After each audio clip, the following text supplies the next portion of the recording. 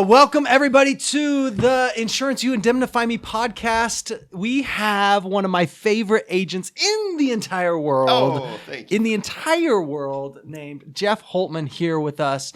And welcome, Jeff. Thanks for coming. It's early on a Wednesday morning, and we appreciate you getting over here and doing this with us. Love it. Pleasure. Cool. Pleasure.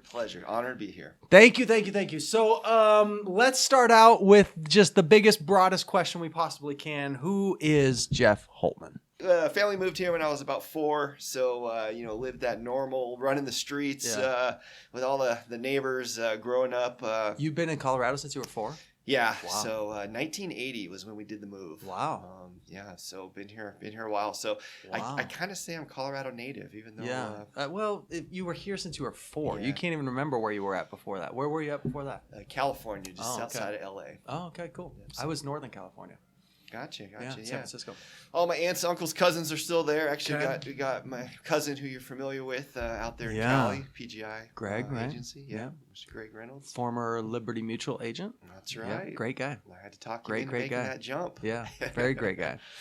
Yes. Cool. So Southern California, bumped over here when you were 4. Been here ever since. Smoky Hill, right? Did I see Smoky Hill? Actually, Smoky Hill. When I went to Gateway. That was Gateway. The rich side of town. Smoky Hill was the rich side of town. That was the rich side of town. And Gateway wasn't. Gateway was okay. Gateway was booming and blossoming. Okay, cool, Yeah. very cool. So I grew up kind of out in Aurora, Mississippi, and Buckley area. Yeah. And was in sports. I have 2 older brothers, and my oldest and I are spitting mirror images of one another. That's Shannon, is that Shannon? Yeah. He looks a lot like you. I would assume he's your spitting mirror image. Yeah, we got some stories. Yeah, just mix up, people mixing us up, clients mixing us up. Twins a lot, but there's actually a middle brother too. Is there really? Separates us. We're all about 3 years apart. They're not all in insurance, right? The middle one's not insurance? The middle one is, when we were playing sports, he was wearing the Waver and Stoner jackets. Ah, I see. Good. So he's a little different. Yeah, he's a little different. He can't play a football, but he can play guitar. Yeah. Oh, cool. Very cool. Very, very cool.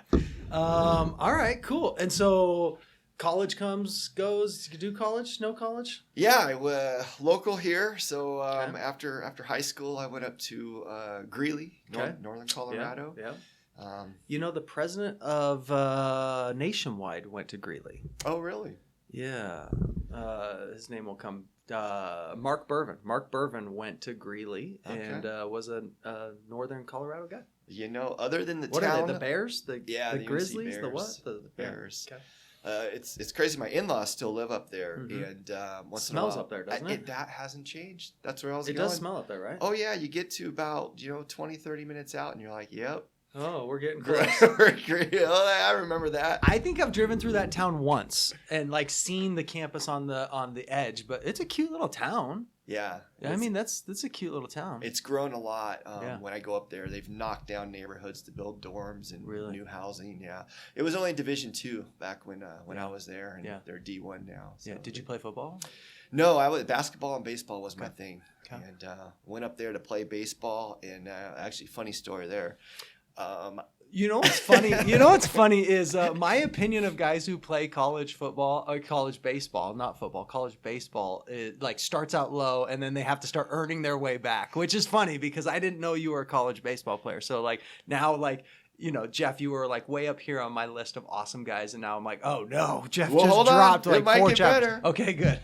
So went up there to play baseball, and Gateway had a really good baseball team when I came through, top of state, and so I had some friends that went up there. Okay. Hey, we need a second baseman. You got to come up and play. So I went up there, and where I thought the field was for the tryouts, threw my bag over my shoulder, jumped on my bike. Rode to where I thought the field was. There was nobody there. There's 2 people in the field throwing a football around. Oh no! I had asked them where the field was, and they told me, hey, it's over on the other side. Pedaled over there, no field. What? What I came to learn is up in Greeley, the baseball field is not on campus. It's actually in a neighborhood, blocks away. So did you miss the whole tryout? I missed the first day. I was too embarrassed to go back to the next day. Gosh. So I said, all right, I'm going to play basketball. I love the mentality of like a young 18, 19-year-old kid, right? They're like, throw that all out. Let's go this other direction. Exactly. That's hilarious. Exactly. That's hilarious. So you stopped doing baseball. See, Yeah. there you go. You're back up on my list. There you go. I told you, hold tight. Yeah. I'm not a baseball That's crazy. So you did play basketball? Actually, tried out there for the first year. We pretty much got told, "Hey, you're going to be Rudy." Yeah. if you come on here. And college was so fun that I didn't want to be Rudy and tied down when I was up there. So was friends with all the team. Got invited to play with them in their special rec center stuff. But no, decided not to. I had a buddy that actually him and I were about equal. He actually moved forward and played, and he was basically Rudy, So did all the tryouts, all the hanging out, didn't really get any minutes. So I don't want to do that. I wanted to enjoy college to the fullest. Yeah, very cool. Yeah. Very cool. So when did you decide, hey, insurance is my thing? So you get out of college. I mean, nobody goes to college and is going, insurance is my thing. That's what's funny. So when did you get into that? I was thinking about that, and I'm like, is there anyone that starts out that insurance is going to be their thing? You know what's funny is some do. So it's the ones that have the family legacy. It's either the ones. So there's a few. The ones that have the family legacy, like what's always interesting to me. Most people don't know this, but American Family, they're very tight in their family legacies of becoming. Following dad in the footsteps or following mom in the footsteps. American Family, same with State Farm. Even though you don't get to inherit the agency, you don't get to inherit what dad built in his agency contractually and all that kind of stuff. There is still that incredibly strong family legacy in that, dad was and it was. And they're incredibly, they used to be like incredibly small family organizations. So like American Family used to be incredibly small family organizations that blossomed into more and more and more and more. And but you know who else does? My point was going to be, they now have these risk management programs at colleges, and these kids are intentionally going to college and getting risk management degrees. And they're kind of all over the place. They're popping up all over the place. And I went and talked at this thing in Dallas a couple years ago, and there were 1,000 kids. Wow. 1,000 kids that had their own fraternity. That was like a risk management fraternity. I forget what it's called. I'll think of it halfway through this, but it's Sigma something. And all of these kids, 1,000 kids showed up to this day to like get a weekend of information from people who have been in the industry about risk management and all that kind of stuff. So some kids are actually like intentionally falling into it with some intention. Okay. Just not when we grew up. Just not when we grew up. Yeah. Yeah, What is it? The Kappa. No, that's not it. That's probably a subchapter, but you're close. Sigma, you indemnify me, Sigma, Kappa. you indemnify me, Kappa. Sigma, Igma. Yeah, I don't know. Yeah, actually, so when I was up in school, my brother, my oldest brother, into it probably? had got into the industry. Interesting. So he was my agent. So when I got my first car, my little beater. When you traded in the bike. Yeah. The bicycle. I can just imagine you riding your bicycle, like your little dirt bike, over to the baseball practice. So it's like Goonies or like E.T. or something. So he was my agent. Mm-hmm. I knew nothing about the policy. I knew that I paid $40 a month. That was it, right? Yeah. I don't know anything else. Right, right. So I had no interest, zero interest. I graduated. Well, actually, leading up to my senior year, I was marketing, business major up there, which is a funny story too, how I arrived upon that. But the last semester up in Greeley, kind of did a 180, and I started really interested in the market, in the stock market, and I've always had a little gambling. I like to gamble, a little risk down. So I was like, wow, so I can gamble. This is legal, legit. Yeah. So I fell in love with the market that last semester, and when I graduated in December '99, I literally came home and walked into Merrill Lynch, Dean Witter, Schwab, and was like, I want to learn that business. I want to learn that financial business. So my degree of marketing was out. Yeah. So I wanted to learn that. So I got on with Schwab. Right out of the gates. Yeah. But what's funny about the degree is, and I think I was telling Jacob this the other day. So when you go to college, you can get by the first year or two with just taking the core classes, right? Right. And then you got to make that decision. Right. So in the business world, right, you can go all these different directions, CIS, accounting, there's all these marketing and advertising. Man, I don't know what I want to do. Yeah. So I went over to the Kemper Business Hall one day and I grabbed the flyers off the wall of each one and laid them down on the floor. It was like, business statistics 2. No, that's out. Marketing. Yes, that's how I narrowed it down to marketing. That's funny. That's funny. My brother got a degree in political science, which I heard was like a very easy degree to get, and then maybe you become a lawyer afterwards, but it's a pretty easy degree to get. I don't know if that's true. Don't anybody get mad at me. I'm just saying that's what I heard. And so he got that degree. When I went, my twin sister and I, so I basically was like a year behind my twin sister the whole way through college, and she was getting a degree in marketing and public relations.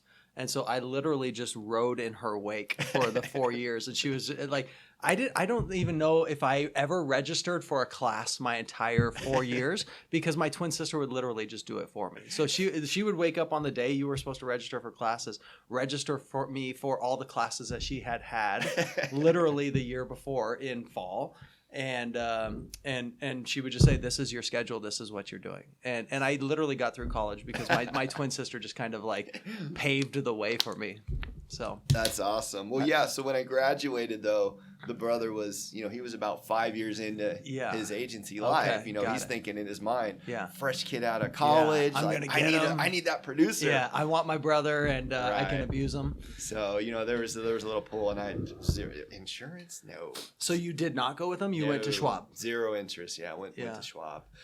And so when did you eventually go? Hey, what are you doing over there, bro? What's going on? And the whole time I was there, he was trying to get me to come over. And zero interest. Yeah. So when I was at Schwab, so I started in January of 2000.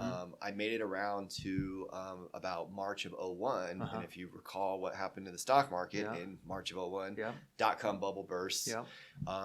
I was ready to get off the phones. I was registered rep, took incoming calls. And I wanted to do face-to-face business development. Well, when the market collapsed, they pretty much told us no one's moving around. Happen. No one's moving around for a while. And it was interesting.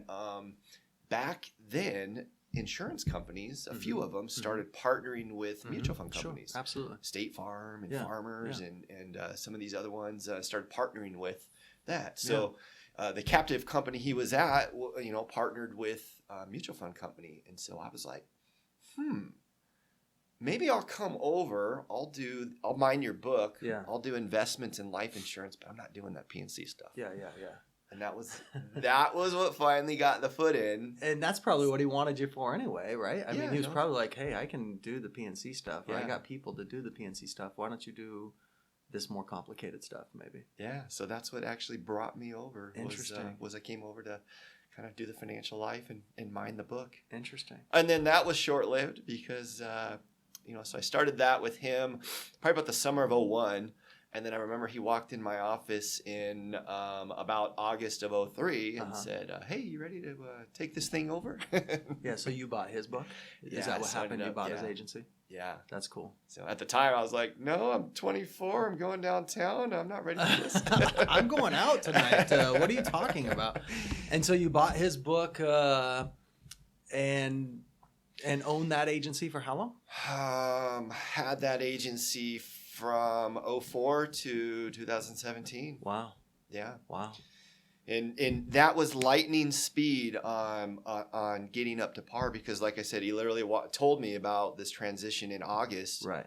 And I started January with 2 staff left. Wow. So the book was probably close to $3 million. I've never done really P&C and 2 staff leave. So it's over the break, over the holiday break. Wow. So I started in January with So do you look back on that and go, wow, that was my moment, right? That was when I shifted from 24-year-old kid to big boy pants.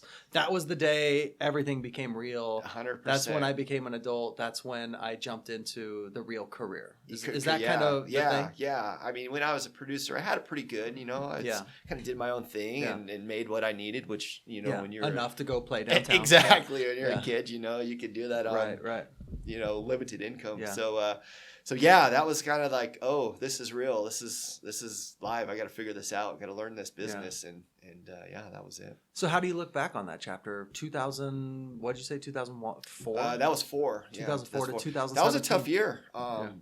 What had happened leading up to that event is actually, that agency had acquired some different books, some different policies. And so these clients got shifted around a few times, right? It's like, oh, James Smith is your agent. Oh, now, I see. And Ted Jones is your agent. Now, Shannon Holtman's your agent. Yeah. Oh, now it's Jeff Holtman. So, oh man. People were going, what the heck is going on? Yeah, it was a battle that first year. Are you really my agent, or how long are you going to be my agent? Lost a lot of business that first year. And so it was trying to, You're like, thanks, bro, for selling me. Thanks, bro, for selling me a book of business that went backwards. Right. And then your brother went on to become a district manager or something like that, right? Yeah, so he stayed with the company, went on, and to other he wasn't mine. Yeah. Oh, he wasn't? No, so he wasn't. Ever? Mine. Was he ever? No. That's funny. I always thought he was. He had to take one outside of the one I was in. So, yeah. Okay. That would have been weird a little bit. That would have been family dinners and meetings. Yeah, right. Holiday breaks. Yeah. Hey, your numbers are a little low. Sell more life or else. That would be different. So tell me about the chapter of 2004 to 2017. How was agency ownership? Do you look back? How was captive agency ownership? Do you look back on that and go, it was all dreamy and roses and amazing, or how would you define that? Describe that. Yeah, in the beginning, it was pretty good actually. When you go back to that era, the independent broker or agent wasn't really in the game as much as it is today. Yeah. And so back then, really when you're in that captive space, you just had a couple other captives that were your main competition. And so, rates were fairly pretty good. Yeah. I think we really got hit in Colorado on those losses, like right around 2008, 2009, and like every year there forward. So back then, insurance was good. Being a captive was fine. It really wasn't until right around when we started getting those major losses here, and a lot of those companies started taking major rate, that started getting a little harder. Yeah. And it's funny. I that was always whenever I came across what I thought would be an independent, like a nationwide policy or something. Yeah. That was always my selling point. Is, oh, you don't have an agent. Like, you get an agent with me, and I didn't even know how that other side worked. Right. That there is an agent on the other side of this nationwide or progressive policy. Yeah. So in the beginning it was great. Okay. It was fine. There's good camaraderie within within the family outfit. Yeah, sure. Yeah. You're showing up at meetings and everybody's bear hugging and chest bumping. And it was great. I really started to see the shift probably like around that 2009. And I'm trying to remember when you came walking in one day. It must be about, I've been at Premier for 9 years now. Okay. I think I just started my 10th year. So it was about that time It's probably 9 or 10 years ago. Yeah. Okay. Yeah, it was about that time. Yeah. But you called me. Like, did I come hunt you down, or did you hunt me down? I don't remember. I have no idea. I think you were just canvassing. Okay. All right. Might have met. I don't know. Okay. I have no idea. But, so when we met, had you had never entertained going independent before? I didn't know anything. You were just kind of like, what is this? Yeah. That was always, it's weird in the captive space. Yeah. And I don't know how the sentiment or the mindset's changed, if it has. But in the last 10 years, sure. I was like, oh, that's the dark side, right? Yeah, You don't want to do that, and you stick with your brand, and all these things that you're taught on the captive side that that's not a good side, and there's no loyalty between you and the client, and all these things that you hear. So no, I didn't know much about it, and really your introduction to it was probably the first. But I didn't know that. That's crazy. And so, And so let's talk about. I want to just stay kind of in the captive chapter of things for a second. So you're owning and running your own your own captive agency. Things are going really well. It's a $3, $4, $5 million book of business. You're making good money. You got staff. Is a district manager breathing down your throat? Is life good? Is life bad? Is life in any way uncomfortable, or are you an insurance god, in your world? Tell me about all of that. Yeah. I mean, when I say life is good, I mean, the thing is every year is the clock resets, the charts and the numbers reset. Right. So every year is now, it's a grind again. Okay. Right. And so, my agency for the most part. So every year things got uncomfortable. Well, they kept changing, right? The target moved, the benchmark moved, the goals moved. And so each year was a little harder to satisfy what, the mothership wanted each year. So it started getting a little progressively harder and harder. And then as rate and the disruption changed, it was now, shoot, I didn't this hit that is not bonus. going to get good. Man, I got to get, this many life policies. And wow, that was hard this year. And so it started to shift and change. And that's when it started getting a little harder. And then the biggest part is when that started changing as far as being able to write business and then the retention started changing on the back end. We were at a level where we had to write, 50 to 60 policies a month just to be flatline even. Yeah. So when your close ratios start slowing down and your retention starts getting worse, you start to go backwards. Yeah. And you're like, man, we just grinded it out this whole year and we grew 15 policies. Yeah. So that's when I think I started being more. Would be very disheartening, I would think. Yeah, and that's when I started being more interested and open to it. I actually had a couple friends start leaving in that 2012 to 2014 area, and they went to the other side. Yeah, and they're crushing the dark side, the independence. They're crushing it. Okay, right. Yeah. So I was like, okay. Yeah, I think you and I had met. Around that time, and I think a lot of things that hold a captive agent back is the reset, right? Yeah. Man, I got X coming in, XYZ coming in. I'm going to go to zero. Right. I don't want to go, at least I got 100K or 200, whatever's coming in. Right. And that's the big thing. And actually, that's what scared me the most, right? Is how do I know it's really better? And I want to start over. Right. Zero policy, zero clients. And I think when we chatted in 2014, I was interested in making the move, but my company rolled out a new program that was going to kick some funds into agency development and support. I totally remember that. You remember that? I think you were going, hey, I want to go. I want to become independent. I think that's where I'm headed, but my company just rolled out like a new big bucket of money that I want to take advantage of and see if it resurrects my love for where I'm currently at or something like that. I figured I'm like, hey, I'm already here. If I leave, I'll never know. Yeah. If this bucket of money would have made it all happen. Exactly. So the thing is, though, is 2014, that year when I went on that program was actually my best year ever as an agency. We met all the goals. Yeah. We qualified for one of the top achievement level, you went to the golf course in San Diego. Yeah, we qualified for that. And the thing is I really realized at the end of the year, right? Yeah. That stuff. Who cares about a big trip, right? Like, what did I earn? What did I make? What was the bottom line? Or you're like, this was a banner year. We didn't grow 15 policies. We grew 38 policies. It was actually 60. 60 policies. So I realized, and while we were doing this, I had marketers in place. Yeah. We'd call them lead sheets or quote sheets. We'd print them on green paper, green money. And so that's funny. These marketers were doing a pretty good job. I was getting about 12 of these quote sheets a week. 12 to 15 of these would come in. And, we're writing one or two of them. So, right. The conversion's not great. I'm thinking, man, if I was an independent agent, could I write half of these? Probably, maybe. And the amount of work that was put into 2014, how hard I worked, working, 12 plus hour days. Despite the fact that there was free money and all that kind of stuff. Yeah. To grow it 60 policies. I'm like, man, there's got to be a better way to do this. Yeah. What if I took this same strategy or this same system, same resources, and same bucket of money, unplugged here and plugged in over here? What would happen? Yeah, and of course I ran those numbers out on Excel, and I'm like, oh wow, that's what could happen. So yeah. So that actually 2014 was kind of that blessing, that I stayed. That's really cool. Because it opened my eyes. You had your most amazing year. I think a lot of guys and gals might go, I should stay, but you had the most amazing year of your career and you went, I should go. It opened and my eyes. And it will help me. I'll do more somewhere else. I told myself, I do not want to work this hard as I did this year. Yeah. And for 60 policies.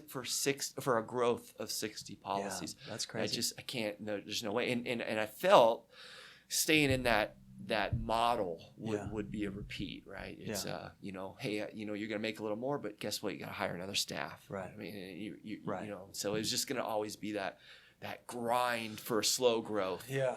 So when you finally, so you turn to your brother and go, hey, I'm going to leave. Does he go, you're crazy. We bleed this brand. Yeah. Our family breeds this brand. We have to bleed this brand. Or was he like, yeah, cool. That's a great idea. Yeah. What was his thought? No, he's like, he made me think a little bit. He's like, you always got to evaluate how bad is it, when you look at it, you're making well over 6 figures. You own the agency. Right. You're, for the most part, flexible. Right. You can do what you want. Right. Like, you sure you want to do this? Yeah. Like, there's pros and cons over there too, and, listening out. It's like, wow, man, do I really want to do this? Yeah. So. How many kids do you got? One little girl? Yeah. So 2 stepsons. Okay. My wife had 2 from a previous. Cool. How old are those guys? Oh, they're old. 26. Oh, okay. So they're out. 22. Well, one of them. Hopefully they're out. Hey, if you're not out, get out. I said it. He didn't. And then you got a cute little girl, right? What, 4, 5, 6, something like that? Yeah, she's 6, be 7 here soon. That's cute. Yep. That's really cute. And your wife is getting a master's degree? Oh, right? yeah. So she's actually out on the Kansas border for family nurse practitioner. She's in her master's program. So that's a whole nother story too, which we'll probably get into of building. That's kind of the next chapter, building your own agency. So let me ask you this. How much freedom did you have as a captive agent? Come and go, however, whenever you wanted. 2 p.m, you're like, I got to go home and take a nap. You go home, take a nap, or were you like, no, I kind of had to be there? And that's the thing. Or close on a Friday early at 2 p.m. so you could go skiing, or was it kind of like, no, my district manager might pop in on me and say, where were you? Tell me about that. 100%. As much as you own it, you quote unquote have the right and flexibility. You almost couldn't because of how busy it was. Oh. And that agency was built right before all this technology, right? Before credit card payments and EFT, right? So you had a lot of older clients that would either come by or mail checks in, and when the bill was messed up, there was a lot of it was a really heavy service load. Mm-hmm, mm-hmm. So with that being said, kind of at the tail end, I had one CSR and she needed help. So, I was backup overflow of answering phone calls and helping. And so, I would stress out to take that week trip or whatever because of how busy and overflow and crush she was getting. So you're the owner, you're flexible, but it did demand more time under that system for sure. Yeah. And so 2014, you start mentally going, I'm going to make a shift. I know it takes you a little bit longer to actually make the shift, which is perfectly fine. It was fun. It was fun, like watching you through the whole transition, right? So it was fun to like sit back. And it was a long one. Hey, I know the Holtman family. I know them. It'll be fun to watch Jeff like make this shift, and some people make the shift just like yesterday I was captive, today I'm independent, I'm doing it, I'm going. But everybody has their own family dynamics. Everybody has their own things that they got to do and hoops they got to jump in. And at that Starbucks, when I was introducing you to my father, Lance. Okay. And who's a riot, by the way. Probably the funniest agent I know. So we were I was introducing you to him and getting him on board and turned on. And I think he said something to you, and he said, something about probably something offensive. Is I'm just kidding. Is Jeff coming over? Yeah. But he looked at you or something and Yeah. said that.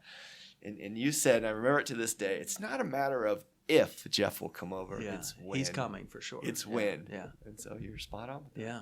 You knew it was coming. Well, I think everybody wants to come over. I think everybody dreams about coming over and wakes up in the middle of the night going, I wonder what life would be like as an independent insurance agent. Sort of. Whether or not they want to or not. It's I think the ones that start to get a little disgruntled or whatever. If you Yeah. go ask the happy ones, Yeah. no, they never think about it or dream no, about no. it. And it's funny. I kind of think of it See, as... I would argue, sorry to interrupt your thought, but I would argue even they're just thinking, I love my captive life. I'm never going to leave my captive life. But when I retire, I'll finish my last chapter of my career as an independent insurance agent. So maybe as like a 62-year-old, a 65-year-old, I'm going to do 5 more years as an independent insurance agent because I've always wanted to know what it was. And so I want to flirt with it before it's over. You know? I almost feel that the captive side and the independent side when you're a captive, it's like comparing somebody that doesn't have kids, right? So I've never heard this analogy. You don't know, right? Okay. And so you can't go to the independent side and those are the people that have kids and be like, man, do you wish you didn't? Right? Yeah. No one's gonna. Okay, I see. I love this analogy. No, man, no, I wish I didn't. And the same thing. So it's right. You go talk to somebody that doesn't have kids and you bring that up and they think their world is great. Yeah, they're going, I'm fine. I love my life without that. Right? Yeah, but that's interesting. When they cross over, right? Yeah, they go, they don't say they want to go back, yeah, right? Yeah. That's a really good analogy. They just don't know. You don't know what you don't know. And the same thing happens on the independent side. If we were to go and interview 1,000 captive agents and ask them, hey, you want to go independent? Yeah. That ratio is going to be smaller versus go ask 1,000 independents that were previously captive if they would go back. And they would say, no way. It's going to be like 90. Yeah, something. I've got beautiful kids. Why would I ever go back? Exactly. Yeah. So they bring me so much joy. That's how I think of it. Interesting. You don't I've never know. heard that analogy. That's a good one. They're happy in their current state in their world. And it's a good state, by the way. I mean, we should say, I know 1 million captive agents over the course of my career. I know 100 of them today. And they're all awesome folks. And they're all killing it in the insurance industry. And they're all having fun. But deep down inside of my heart, I think that most captives are going, I wonder what my life would be like as an independent insurance agent, you know? Yeah. You know, they're sitting there going, I wonder what life would be like with a 4-year-old and some kids, you know? If I could just get past the baby stage, I would be fine. All right, cool. So after 14, what happens? I opened my eyes. You know, it took me another couple years, right? 2 more. Yeah. That was at the end of 14, so it took me 2 more years to finally do it. And, when I finally decided I was gonna do it, put the notice in with the company that I was making the move. Yeah. And it's so funny when the old saying, one door closes, another opens. Sometimes a door you didn't even know was there. Yeah. So I actually met with you and Rex. Yep, I remember. We were about to get this thing rolling, and something else, another opportunity popped in my lap, and I went a little different direction. Yeah. There was a local large agency, outfit here, and they were looking to build out their sales force. Yeah. And so I was like, this is I've been doing insurance P&Cs agencies for 17 years. This sounds like a pretty cool transition. Instead of me launching right now, maybe I'll help grow a team. But in a sense, almost be like a district manager of independent agents. Right. So, recruiting them, training them, mentoring them, bringing them on. So, I was thinking to myself, at the end of the day, I could have 3,000-4,000 policyholders or maybe 50 agents that crush it. Right. But that's the hard part, is to find the 50 agents that crush it. Right. So that was the direction I went. You did that for a couple years, right? Yeah, I did that. That was a couple more years. For 2 years, from 17 to 19. Yeah. Did that. And then, I decided, I missed. Did you enjoy that? Or were you going, I miss writing a policy and ringing the gong or banging the gong? Or, I did miss selling policies. I actually had gone to them. And that was one of the big reasons why I left that outfit was I said, hey, can I sell P&C while I'm building this team? Why not? License, I know how to do it. And so they would, and it had to be. Yeah, you got to choose your track and stick with your track. Exactly. And so that was another big reason, coming over here, chatting with you and Rex. But yeah, I missed selling. I missed having, I guess, some control of my check, right? Because as I have these agents on my team, and some of them I'm like, are you guys working? Like, what's going on here? Like, you haven't sold a policy in 3 months. I had 14 agents, and the collab group did $50,000 of written premium for the month. I'm like, guys, girls, I can go out. I could do that personally. So, I decided to pull the control back a little bit and be, the master and control my own destiny and jump back in the hot seat again. So you got your own agency. You just hit a really awesome milestone, right? 2 years. Yeah, it came up on 2 years. Yep. And your wife's full-time master's degree. You got a little kid that you're running back and forth playing Mr. Mom with, but you're being an amazing dad. You're being an amazing husband. I think your wife might be listening. It's like, he's not that great, and you're crushing it and killing it with an amazing insurance agency in a pandemic year. And so I launched in 19. Okay, November 1 of 19, and COVID hits in March of 20. Right, 3 months later. Right. So I'd love to just kind of like talk about the awesome upside to owning your own business over the last couple of years.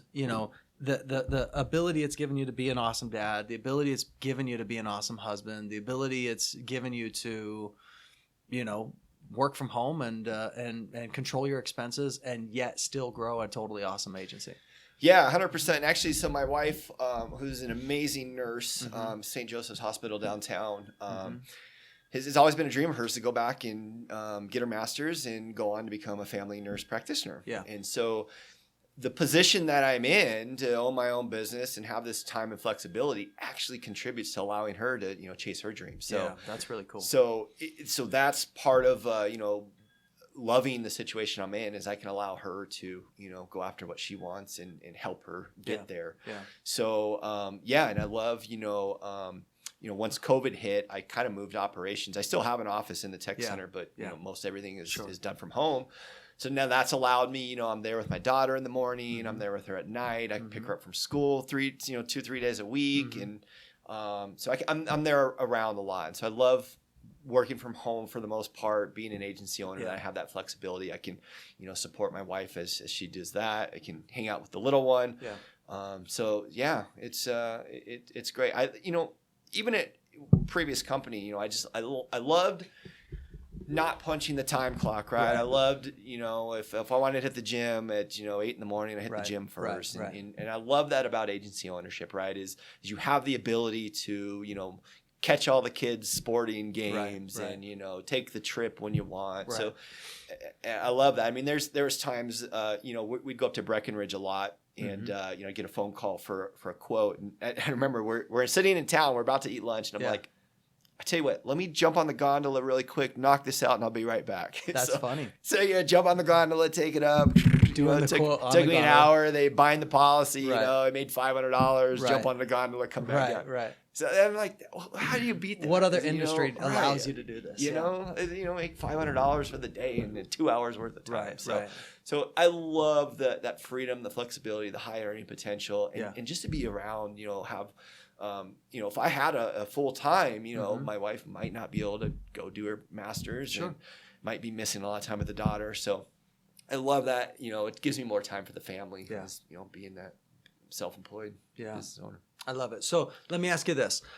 I always say this, when you go independent, your conversion ratio spikes, your retention ratio gets dramatically better.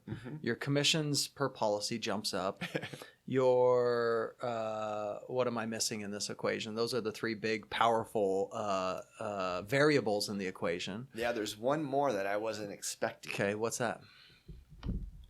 Your relationship with referral partners. Oh, okay. What about your relationship with referral partners? It gets better? Oh my God, greatly improves. When I was at previous company, I lost a lot of referral partners. And you can only send the mortgage guy your homeowner's quote, a Yeah. couple times when you're double everybody else, Yeah. and they don't start.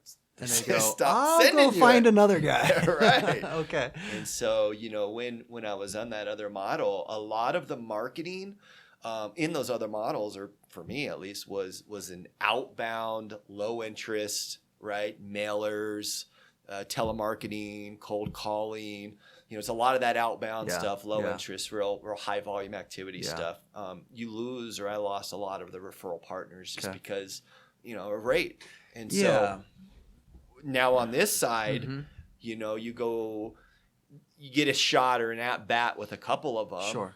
And you crush it. And they go, wow, we're coming back. Yeah. So that has been one of the biggest things is being able to now grab, satisfy, please mortgage brokers. Interesting. So we can say commission goes up, retention ratio goes up, conversion ratio goes up. Your ability to please referral partners spikes dramatically. Yes. So your ability to get more leads in the front door, more consistent, more leads in the front door goes up dramatically as well. 100%. Obviously, that equation becomes a dramatically more powerful money-making equation than what a captive might experience. Yeah,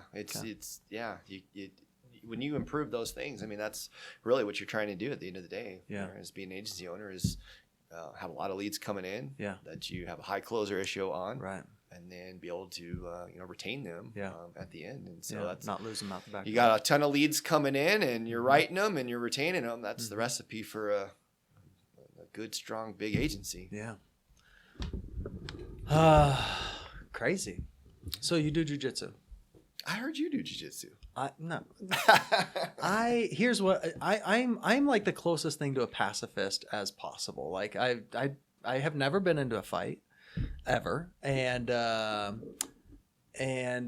take that back. I've gotten close to getting into a fight. We'll say that. And but when I was in Dallas, I was stressed out doing insurance work, and I watched a documentary on jiu-jitsu. It's so dorky, but I was like watching a History Channel on jiu-jitsu or something, and I thought that looks pretty cool, and so on the corner, of my suburban neighborhood, there was a little jiu-jitsu gym. And so I went down there one day and said, hey, can you tie me up like a pretzel? See if I like this. Can you teach me this? I'm not a very aggressive person. I wouldn't mind learning this. See, I put you on as maybe a capoeira guy.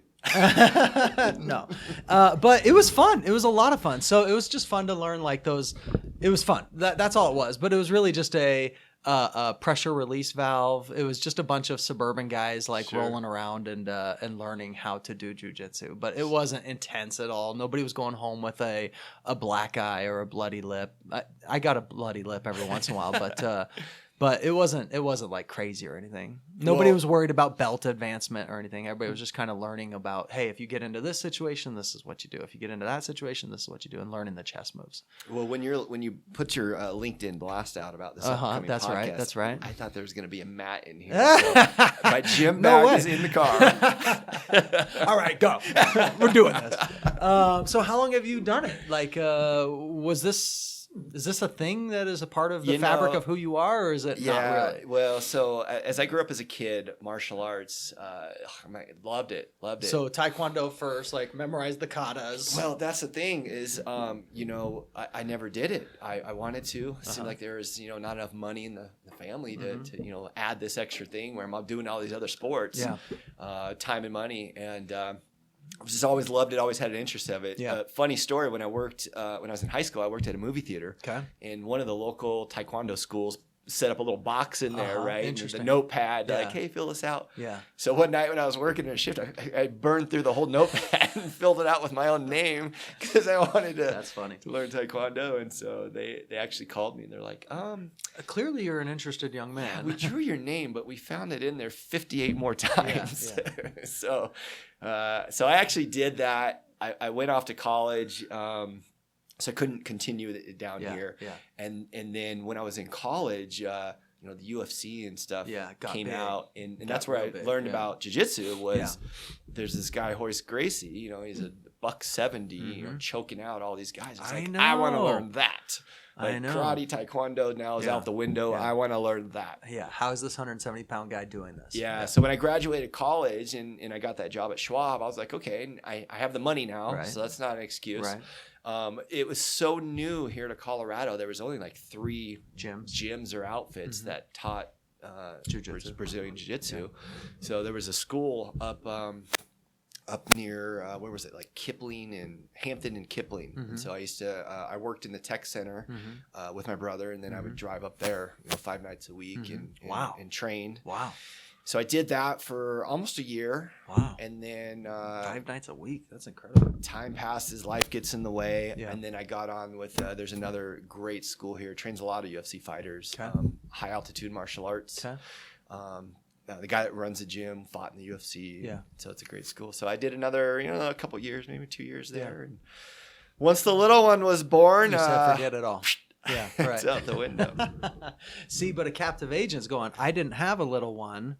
I don't have kids, so I can still continue to do UFC. I know. Or, whatever. Now that I have the little one, though, that's even more the reason that I got to get training again. Yeah, right. Yeah. So what belt did you get? Like, how far did you go? So I was about a high-level blue belt, so it's getting pretty close to that purple mark. Yeah. Very cool. So it's actually it's on the goal list this year. Very cool. Very cool. I'm gonna jump back in there. I remember wrestling with some little guy. Like at the time I was probably like 215 pounds. I was a heavy big guy and not a healthy heavy big guy. I was just a heavy big guy. And I remember wrestling with like this little guy, like this little 150, like 160 guy, and he put my ankle in some weird hold. So while he had me all busy up here, like working on like pinning him and all this kind of stuff, or keeping me busy, he just put my leg into some weird hold. And like suddenly I'm tapping going, why am I tapping? How did he get my ankle into some weird little something?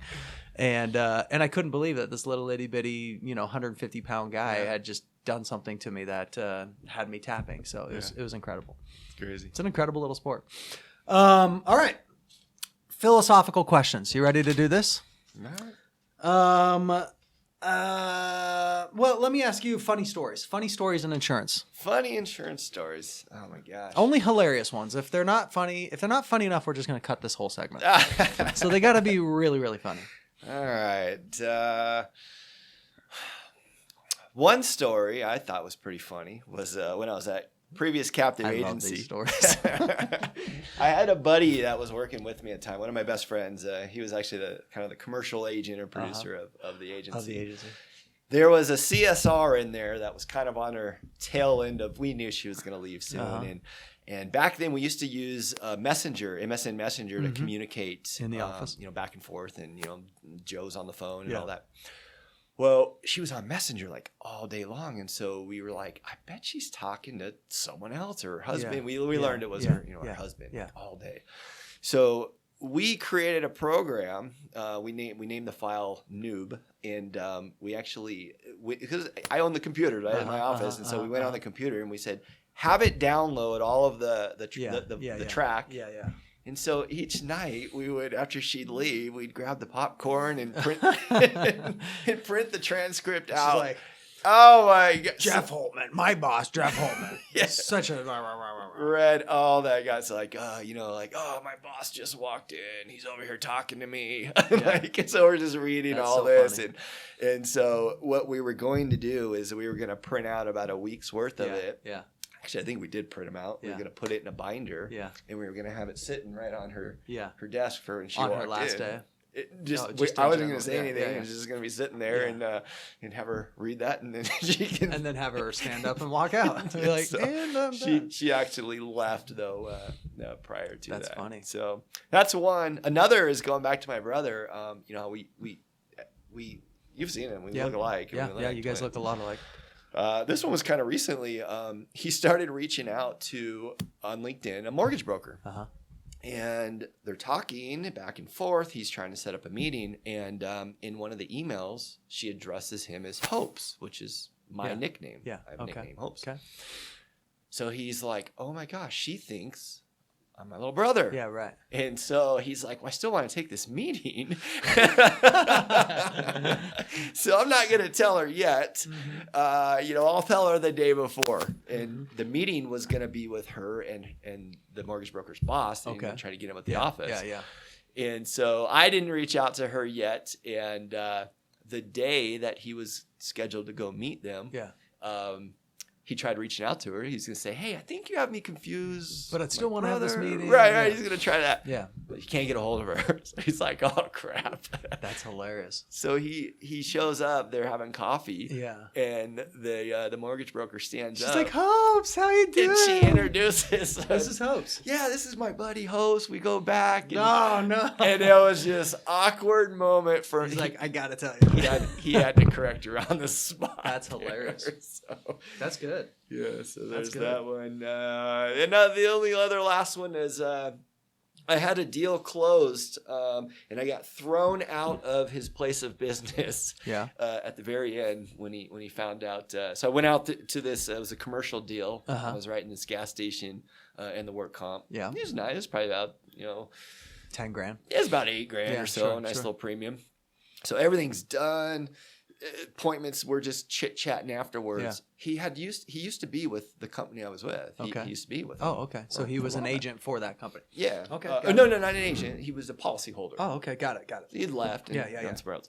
So I made the mistake of saying something to the tune of, well, it's glad to have you back at blah, blah, blah. Yeah, this carrier. Yeah. And he said, what do you mean? I said, well, you used to be with us. Right? And I said, your agent was blah, blah, blah. Yeah. Dr. Jekyll and Mr. Hyde. Really? What? That's the same company? Oh my!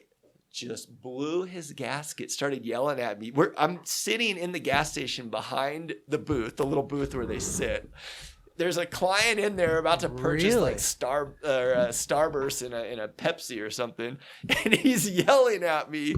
So he basically hands the folder back, kicks me out of his gas station because he totally forgot that he had signing back up, and he had a horrible story with this agent. So I got thrown out of the gas station. It's like a story you'd expect from like a 10-year-old, not like a professional insurance agent. It's like, yeah, and so I got thrown out of the gas station. It was really weird. I sat in my car. So you tell me you guys were all chummy. Everything was totally cool. We might have had a golf appointment like the next 2 weeks. And then within a heartbeat, he was like, get out. Yeah, it was pretty crazy. That's insane. It was crazy. That's insane. What about craziest claim? Craziest claim? I don't know about the craziest one. I actually had 2 claims that were in the hundreds of thousands. One was literally client was in a grocery store parking lot. Yeah. Had backed out of their spot, and there was an elderly man walking behind the car. Knocked him over. It was like a $380,000 claim. What? It went into the umbrella. We had an umbrella on them. Wow. Had another one where a client literally was at a red light, was looking left because they wanted to turn right. As they started to turn right, had hit somebody that started to cross the street there. Yeah, wow. That's like a $340,000 claim. Wow. Let me ask you this. Captive carrier that you were at, was there this undercurrent or unspoken thing that said our claims are better than the independent's claims? You would never want to go independent. 100%. Because they don't do their claims the way we do our claims. Like, is that a thing? That is a thing. I've heard that's a thing. That is a thing. I've heard so many captive agents go, I've always wanted to go independent, but you guys suck at claims. And it's like, what are you talking about? Yeah. Our companies are, multi-billion-dollar companies that take their claims just as equally as seriously as your captive company's claims. So tell me about that. Oh, 100%. I mean, that was one of the even selling points that we would tell the clients, right? Sure. Like, oh, are you sure you want to go over there? Yeah. Your claims are, we're so good over here. We were told, we had the best homeowners product. We had the best claims, or one of the best, and so you're told and you're taught that. And you're believing that. Yeah. You're going, that's the truth. And that does make it, back to the transition of, man, Makes do I want to leave this scarier. brand, right? Yeah. Do I want to leave this brand to go with, Yeah. my clients haven't heard of State Auto, Yeah. a lot of them haven't heard of Safeco. Yeah, And right. so do I want to leave this current brand to go that? Because, that's really a thing. You really... Have you found that to be true at all? No, the only thing, as far as I haven't had any disgruntles over final payout. Yeah. Really. Maybe just the claims process. Just the only thing is, like, at previous captive, when a claim was filed, an adjuster usually reached out in 24 to 48 hours. Sure. Maybe now it's 3 days, Yeah. in some cases, not always. Yeah, but that might be the case maybe it's because 4 of the days. pandemic, And right? actually, that's what, I had a guy just this week that was upset because he's trying to file an auto claim, but I'm like, I had to remind him what just happened in Superior. Yeah. There's a lot. There's a lot of action going on right now. So for the most part, no, I haven't really found that. The claims processes work smooth and fine on the independent side as well too. Yeah, interesting. Okay, philosophical questions. You've worked with insurance agents all over the United States. You know guys all over the United States. People know you all over the United States because of the roles that you've played and in recruiting and things like that. But my question to you is, what makes a killer agent? A killer agent. What makes an agent just an unstoppable killer agent? What attributes do they have? Sure. There's a couple things. One is, a lot of these agents, they got great work ethic, right? Yeah. Back to when I was at some of these other companies, you're just not going to get it done in trying to work 3 hours or 4 hours. So a lot of these agents have a great work ethic. A lot of them know how to generate leads. Mm-hmm. That's where I've seen the most agents struggle or fail or make it. Is lead generation. Yeah. At the end of the day, you have to be quoting people to have the at-bats to write the business. Yeah. So a lot of the killer agents, they know how to generate leads, whether that is networking and building those relationships and referral partners. Maybe they have a niche. Maybe they go after the car market or whatever. But if they can generate leads, usually that's killer. And then usually you'll find the premium or the cream of the crop agents are systematic.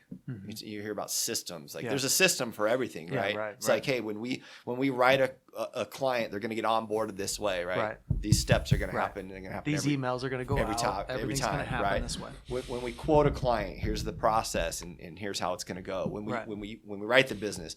When we come up on renewals, here's exactly how the agency is going to work it. So they're very systematic. So it's having a great work ethic, being able to generate leads, and then being real systematic in all their processes across the board with their agency. It's interesting you say that because I made a video one time, and the topic of the video was lead generation versus lead determination, and we talk. Basically, I start the video out by going, I'm not even talking about lead generation because you should already be good at that, right? So like let's set that aside. And if you're not good at that, you have to ask yourself, why am I not good at that? Because every insurance agent should be great at generating leads, right? Yeah. And then it gets into, okay, now that I'm generating 100 at-bats a month, then you got to get into the subject of lead determination, like which of all these 100 at-bats that I've generated are actually good leads, and which ones actually help my agency ring its cash register, because not all leads are created equal, right? But what's funny on that same point is I've talked to a lot of producers that are with captive agencies, and they want to go independent. Man, I'm writing.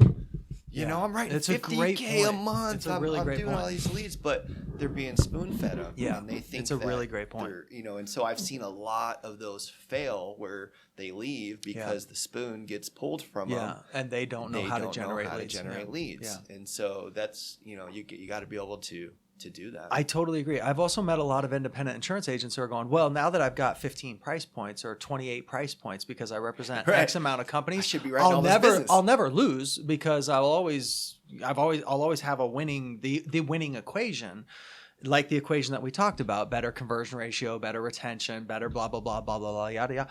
But none of it works. The equation doesn't work if you don't stick, 100 at-bats into the equation to get a 68% conversion ratio to ... to yada, yada, yada. And I can't tell you how many agents I've met that aren't good at lead generation. And but to your point, the best agents are great at lead generation. They're great at saying the thing that feeds this amazing equation that exists in the independent side of the industry is the at-bats that come into the agency. And so as an agency owner, I'm going to be passionate about making sure that that's fed with those at-bats. Yeah, 100%. And that's where I've seen the biggest struggles is, on the lead gen It's side. a really good point. It's a really good point. Let me ask you this. What do carriers need to hear that you don't think they get or understand? And we could say captive carriers or we could say independent carriers. Like just in general, Jeff Holtman, the insurance god with the microphone today, everybody has to listen to you because you're the man of the hour. What would you tell insurance carriers that you're like, hey guys, you don't get this. Can I help you with this? The captives actually do a very good job for the most part in this. Where I feel the independent carriers lack. Okay. What is it? They gotta put some money into their platforms and technology. Oh, okay. There's some of these antiquated quoting systems. I just see old products. Yeah, make it easier and smoother to write. Because I tell you, if I run somebody through the rater and it comes down to X company and Y company, and pretty much coverages and everything are the same, but this one is easier and smoother. And when I need to make a change, it's simpler. I'm going to place it. It's easier to call the customer service and get answers. I'm going to place it with this one for totally efficiency, agree. Right? Totally agree. Unless we got a big bonus going on. But the systems, I don't get it. When I was at previous company, you can knock a quote out in 3 minutes. And I understand there's more moving parts on the independent side, but the system was clean and smooth. Yeah. And there was a couple, one of the largest spenders out there, and one of who I'm talking about on the auto side. Yeah. Like if they can all just sit around and have somebody go through that system and be like, we need to duplicate that. So he's talking about Progressive, and I told him not to use carrier names before the show started. But we're talking about Progressive. But you're saying if every carrier could just sit down and look at the Progressive system and just say, "Let's make our system that smooth," then they would win more business. Oh my gosh, yeah. Some of these systems are just so kind of dated and old school and clunky. Yeah, you know what's funny about that is when I was on the carrier side. So I manage thousands of agencies on the carrier side. I think one of the carriers kind of default to if we have the best price on the rater, we're going to get sold because our agency force is going to just default to the lowest common denominator, which is price, and then they will sell us. And nobody actually wants to have the lowest price. They want to have the second or third lowest price, and so they're not always the cheapest. But blah blah blah blah blah.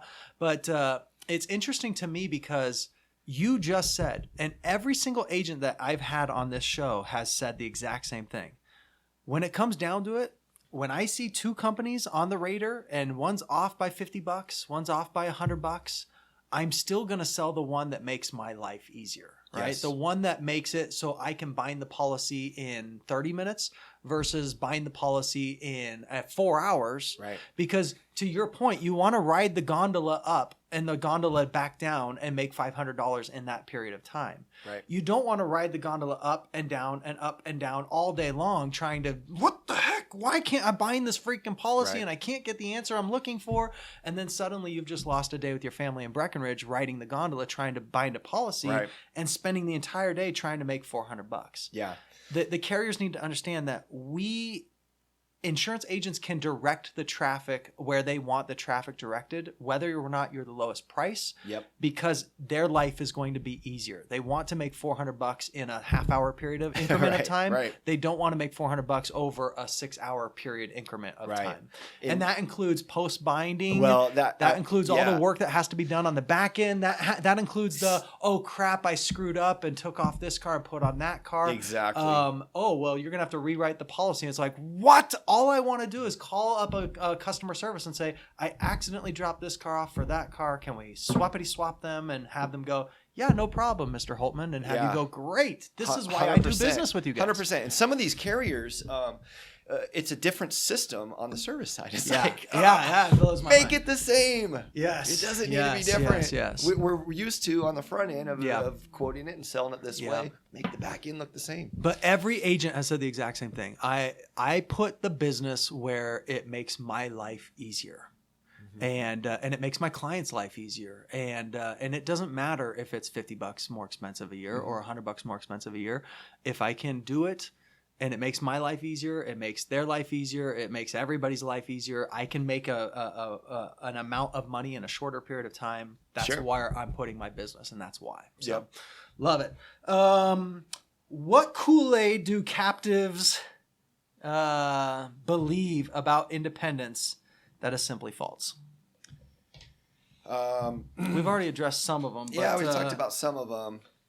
Are there any other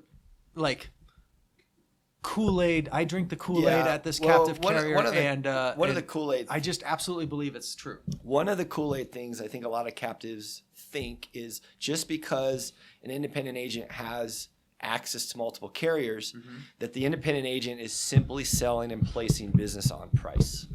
So I think that is a common misconception with captives is it's crappy policies because they're just finding the cheapest one. Well, that's why they can win all the time. They're just finding the cheapest one. Oh, they're just selling you a crappy policy. They're being trying fed that Kool-Aid. That the reason why the independent agent beat me is because the independent agent sold a stripped down, crappier, less coverage policy. Yeah, they found it cheaper somewhere, and it's probably so I find that as a misconception a lot. So just you got to educate. Very interesting. A lot of times these deals that we're winning, I've doubled the coverage, I've added the umbrella, and we're still coming out, $1,000 cheaper a year or whatever. So I think that's a misconception. And then another one is that these carriers are, back to they're just not good, right? I'm with XYZ captive, and we're strong, we're great in claims, and our brand is strong. They think the independent carriers are just like secondhand stuff, that's not worthy of writing. The policy is inferior. Isn't that interesting? Yeah, the claims process is horrible, and you don't have a relationship anymore. It's just you write it and it's and somebody's going to forget about you. Yeah, and independents running the same agency and operation you are. They just have more. What's really interesting is, and I'm going to do a video on this pretty quickly here, but it's interesting to watch how so insurance is distributed by direct.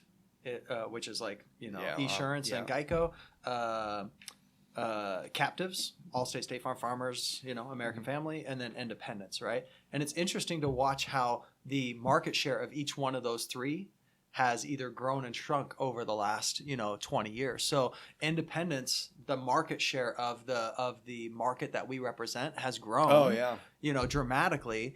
The captives have the direct has grown very dramatically, and then we've kind of swapped with captives, right? So we've kind of taken the market share that captives have shrank and independents have grown, and it's just been very, very interesting to watch how a lot of captive carriers are just doubling down in the investment in the independent agency channel. So you got State Farm investing in Gainesco, and you got Farmers investing in Farmers investing in MetLife, and Allstate investing in National General, and you have all these captive carriers just kind of investing in this independent insurance agency arm, which is really interesting to me because I wonder at what level the Kool-Aid's being fed.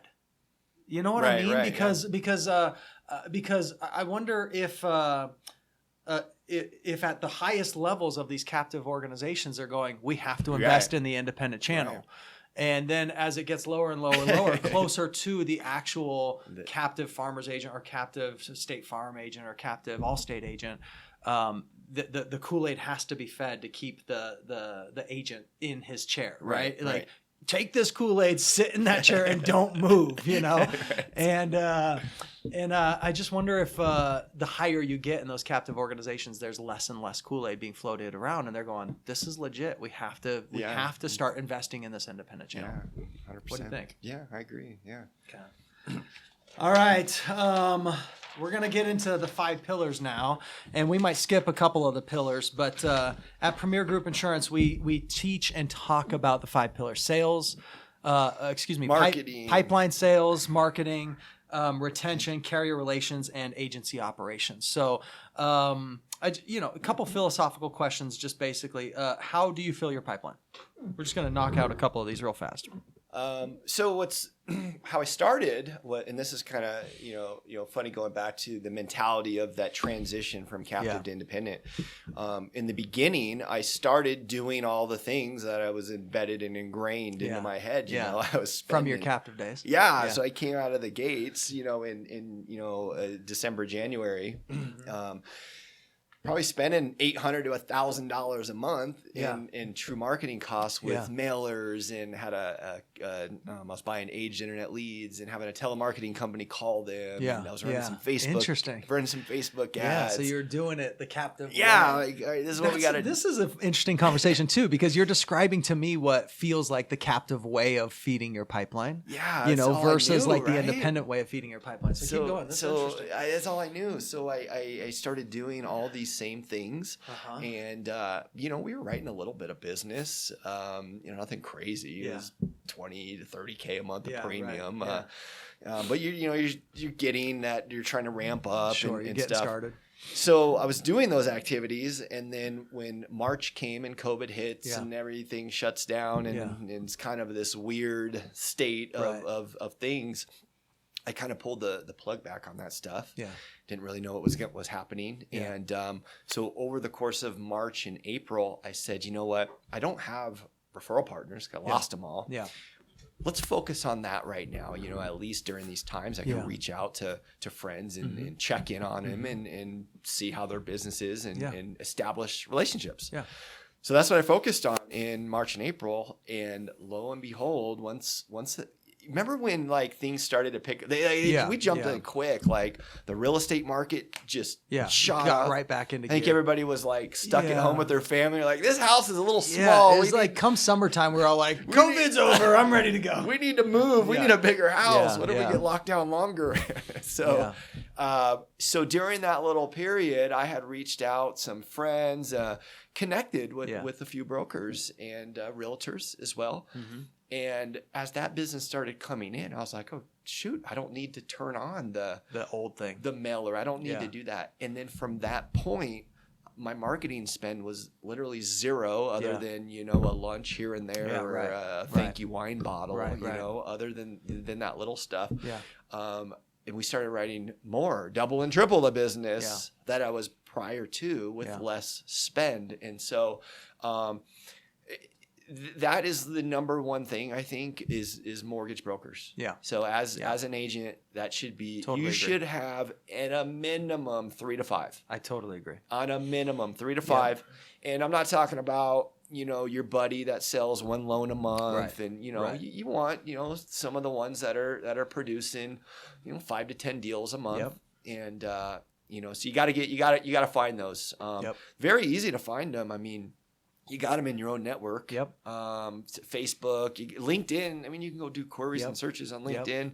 I always say, go to church and ask the pastor who the freaking mortgage lenders are, and have him say, oh, he's a mortgage lender, he's a mortgage lender, he's a mortgage lender. Go talk to him before church is over, and take them out to lunch during the next week, and you got yourself one of those 3 at least. And you probably know more realtors, to be honest, than you do brokers, but you just backdoor, right? You ask for that introduction, which I did a few times.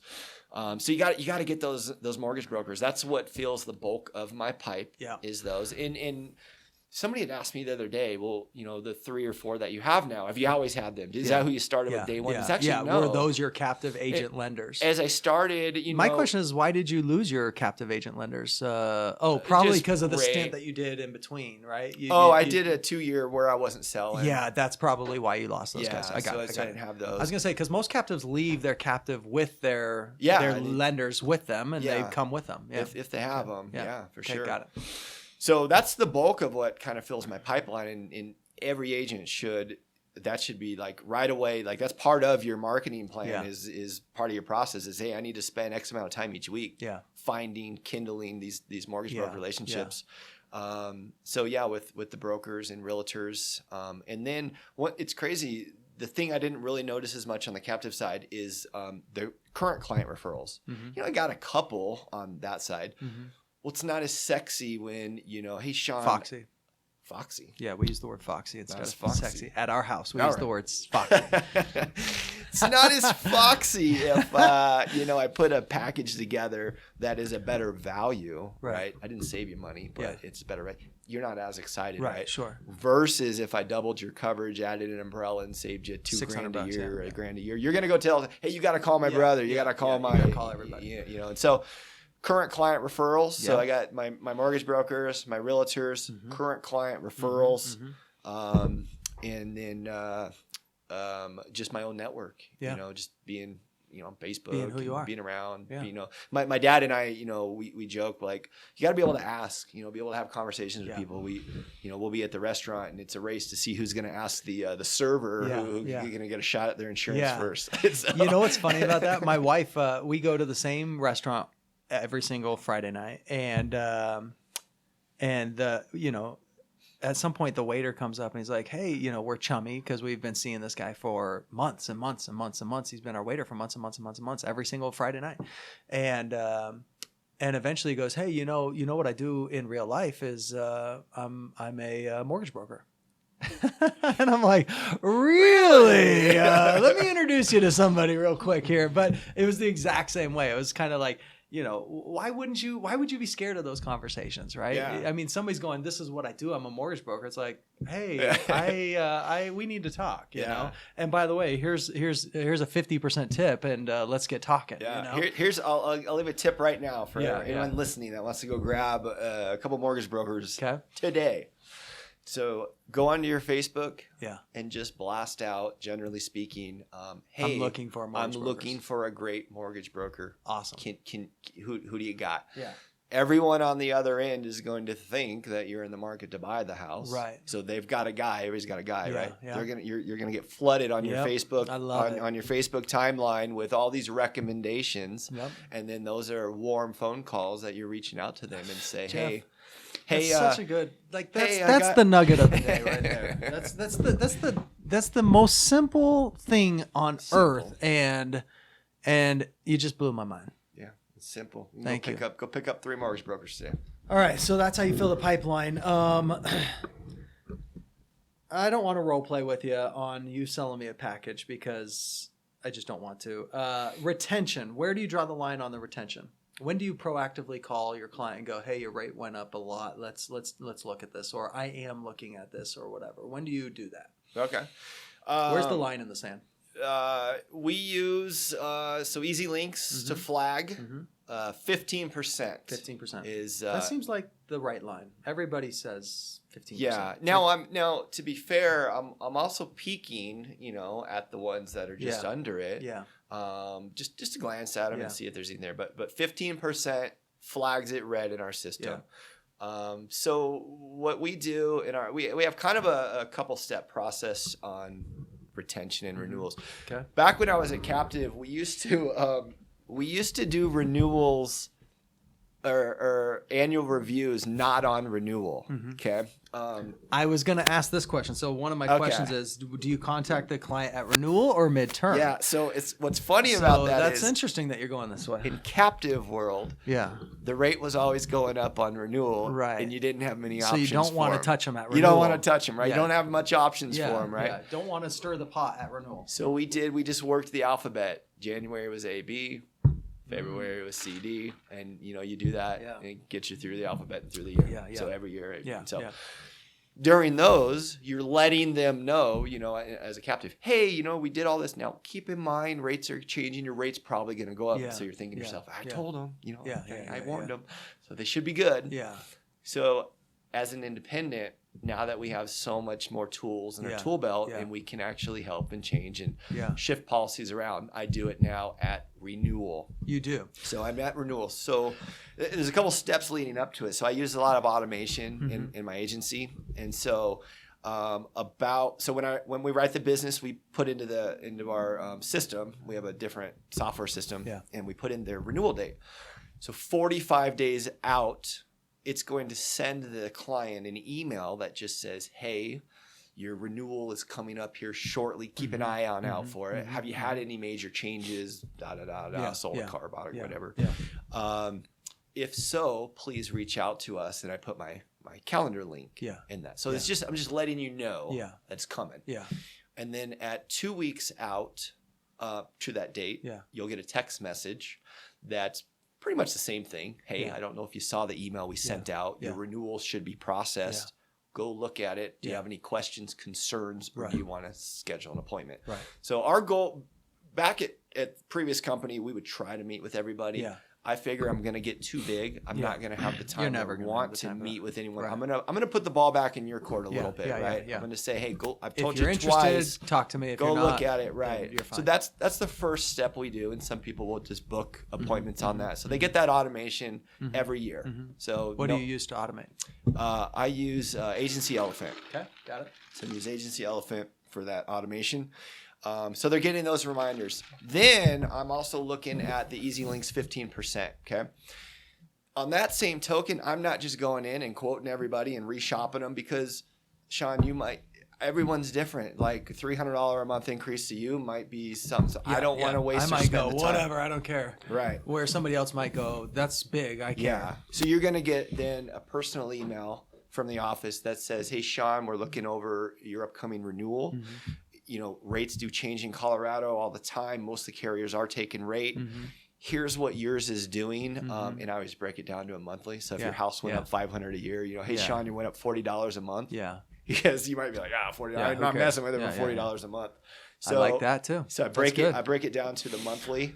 Hey, some good knowledge being dropped here, folks. Keep going. Hey, Sean, your auto went up $18 a month. Yeah. I'd break it down. Yeah, I'm going, who cares? That's exactly. Nothing. That's kind of in the back of my mind. I'm hoping, that they're just cool because it just makes it. Yeah.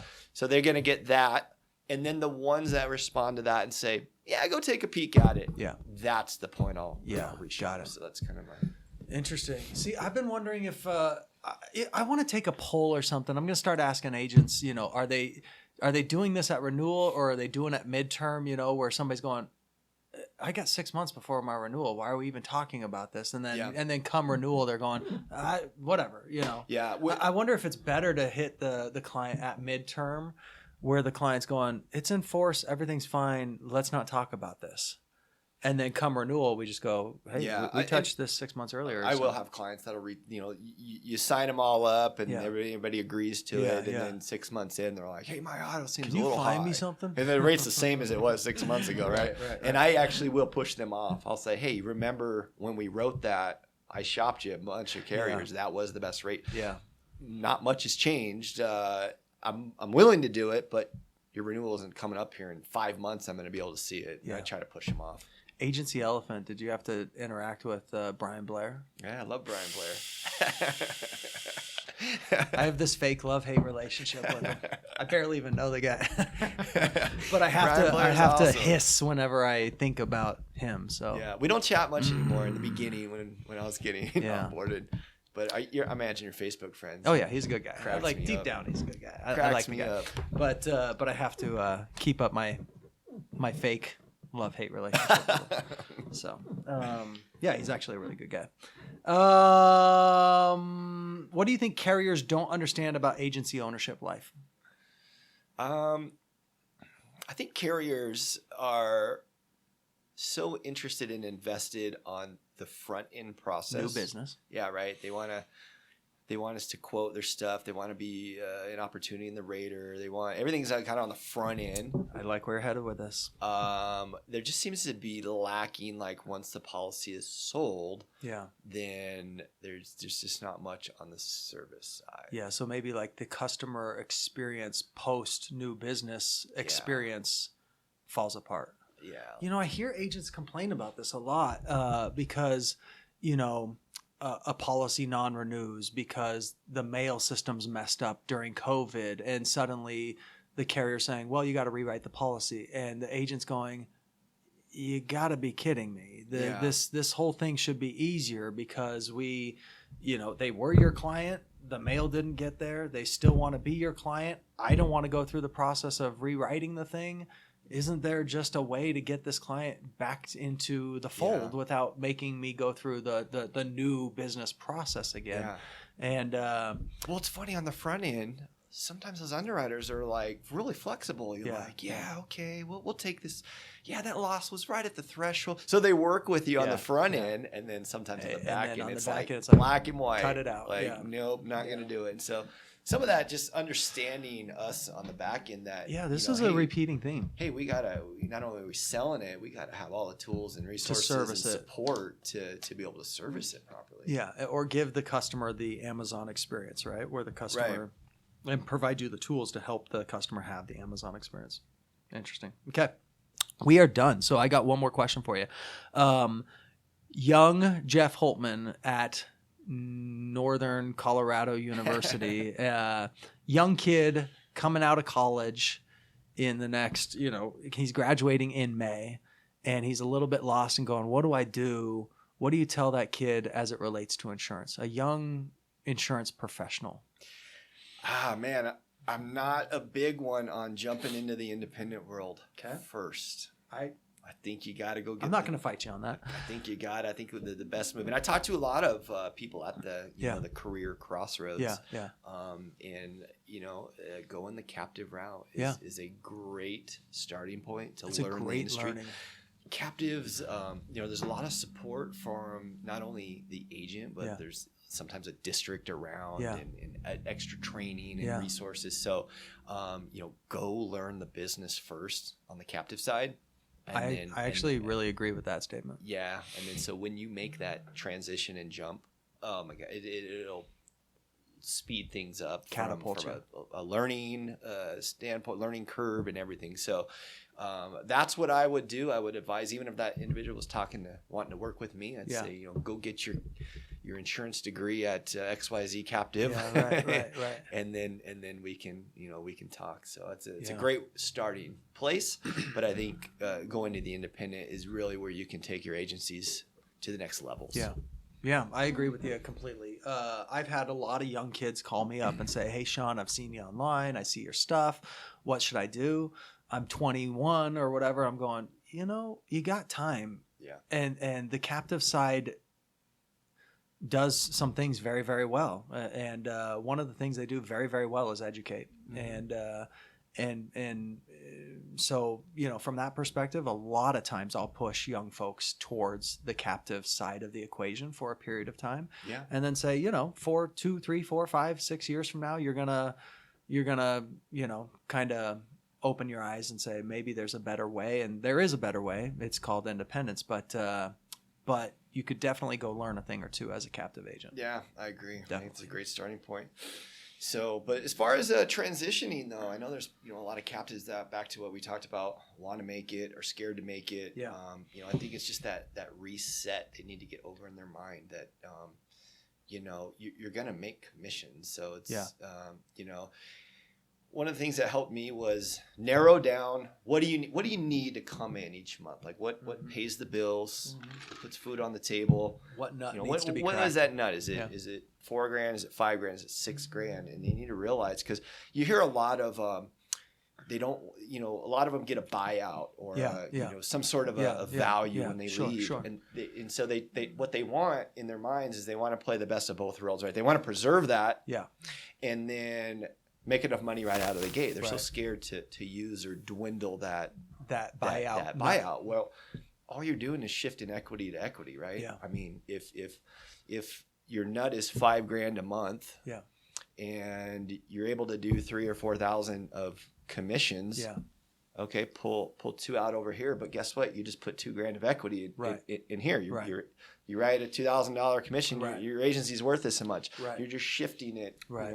And so that's probably the easiest way to transition. Because if I were to go ask a captive agent that wanted to leave, that was scared to, hey, your buyout over here is $150,000. Yeah. If right now today I can hand you an independent agency worth generating $150,000 in commission, do you want to swap? Yeah. They would do it, right? Yeah, right. That's exactly But right. why would they not want to do it, even if they burned that to the ground and it grew them to the 150? So they're at the same spot anyways. Right. So. Yeah, it's interesting. I always say, look, you have a there's a red light flashing on the camera. I don't know what it means, but you have a that red light's bothering me. But what I was going to say is you have a leads pipeline as a captive agent. It's generating 100 leads a month. You become an independent insurance agent, and you used to convert at 15%. Right. You're now going to convert at 60%. The nut to crack is $6,000 a month, $10,000 a month, $5,000 a month, whatever the nut is to crack. Mathematically, you can really back into this place of comfort very, very quickly. Right. And then to your point, in the captive situations where there is a buyout, there is an egg to rest on or an egg to default back to if things aren't going the way they need to go. But they almost always do. So it's a good point. It's a really good point. Anything else you want to say? Oh, man. Go find those mortgage brokers. There you go. All right. Have a wonderful day. Do you want to razz your brother real quickly on here? He's probably not even listening. No, he's probably like, it's been way too long. There's nothing I can get from this. All right, everybody. Have a wonderful day. This was Insurance You Indemnify Me. This is Jeff Holtman, a wonderful, wonderful man. We'll see you all later. Bye-bye. Thank you. The lawyer told us we had to record this, so here we go. Premier Group Insurance is providing this podcast for informational use only. This podcast should not be relied on as legal or medical advice. Reference to any specific product or entity does not constitute an endorsement or recommendation by Premier Group Insurance. The views expressed by guests are their own, and their appearance on the program does not imply an endorsement of them or any entity they represent. Views and opinions expressed by Premier Group Insurance employees are those of the employees and do not necessarily reflect the view of Premier Group Insurance. Copyright 2021, Premier Group Insurance, Inc., all rights reserved. Peace.